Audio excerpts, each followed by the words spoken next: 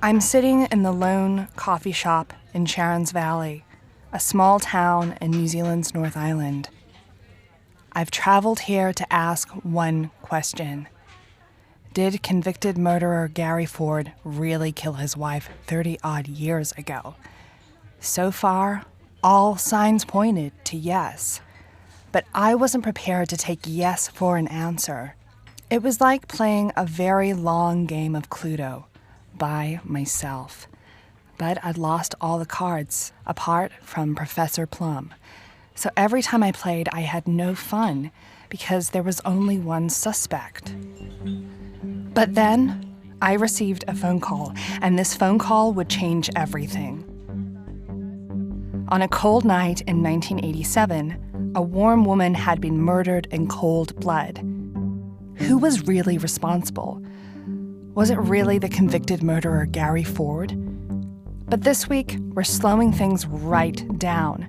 And on this episode of KILLJOY, we're asking an equally important question. What about me?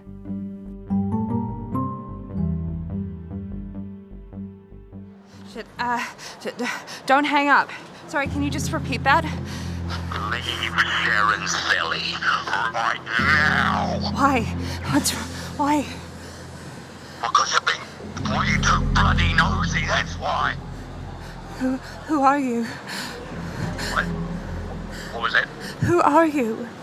Oh, one man.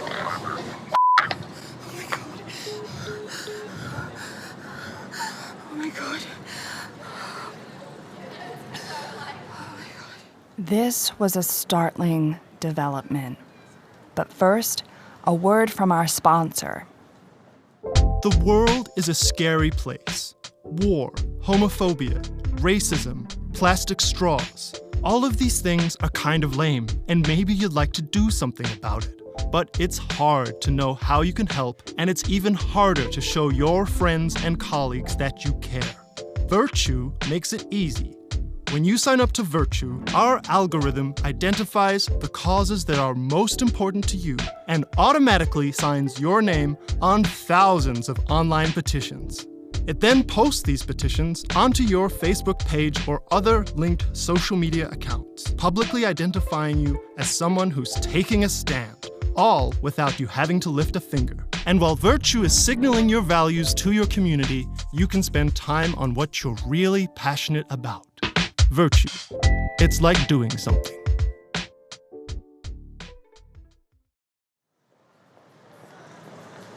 I walked back to the bed and breakfast where I was staying in a daze. I thought I'd check in with my boss. The voice you'll be hearing belongs to Ezra Snipes, senior producer at CBF Radio and this program. Okay. Yes, Ezra, it's... Look, yeah, I understand you're frightened, Amy, and we'll do everything we can to make sure you're safe. Thanks. Okay? Thanks, Ezra. It means a lot to have your support. Yeah. Well, we protect our journalists at CBF. But, look, we don't know who made that call. And being threatened does sort of mean that you're doing your job properly. I've never been threatened like this before. And I'm on my own in the middle of nowhere. I just feel very vulnerable. Yeah. And again, we'll do what needs to be done to make sure that you have the support that you need to be supported in what you're doing. Here's the thing, Ezra. I can't find the story here. I don't know. Like, what's the point of this? There's nobody else that's even remotely suspicious. Okay, look. We're making this podcast in such a crowded market, Amy. Yeah. You really have to have some kind of point of difference for this to work. And you've done some great work for me in the past, like that story about the mom who catfished her own son to teach him about feminism. Yeah, I remember, yeah. Yeah, and there was that sponsored series about the Pilates instructor who stole, killed, and ate neighborhood cats. Yeah, and that was really, really great work. But at this point, people have heard every angle on the cold case murder story. So what's the angle here? You know? Because those tickets to Auckland were pretty expensive. Yeah, but I can't change the facts of the case. I don't see where the story's going, and honestly, Sorry, just give me a second. Oh. Oh, sweetie. Okay. I understand that this is really hard. But think about how that call adds flavor to the story. Yeah? Like, obviously, I don't want you to get hurt or murdered or tied up and locked in a box and left in the woods.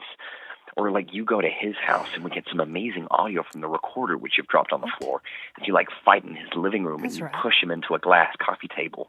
Or, like, he buries you alive and you do your very last sign-off from inside a coffin as you asphyxiate.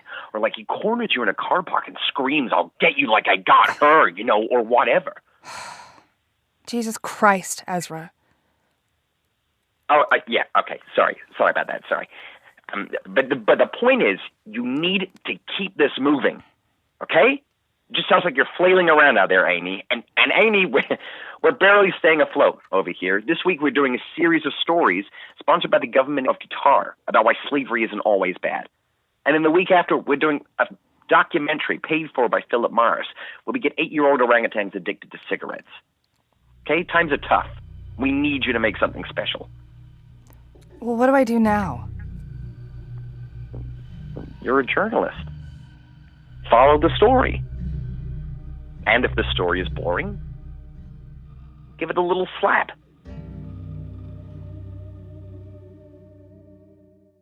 If I'm honest, it was very helpful to have Ezra's full support, and I wasn't going to let one phone call derail the project.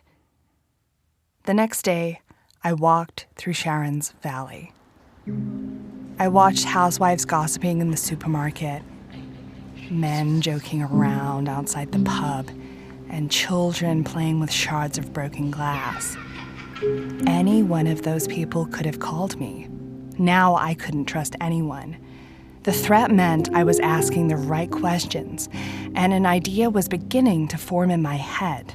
An idea to test a part of the official narrative about Joy's death. What happened to the body? On the next episode of Killjoy. Nice to meet you. I'm Noah. I was wondering if you could give me a quote on something. I need a man-sized quantity of meat. We have some specials on lamb. Gary was wearing that exact same outfit when he was arrested. It's just a swan dry. Noah, you're not allowed to be in here. You're too young. I could get fined.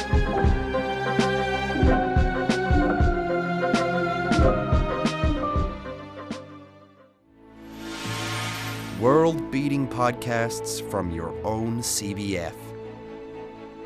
It's a matter-of-fact thing when facts matter.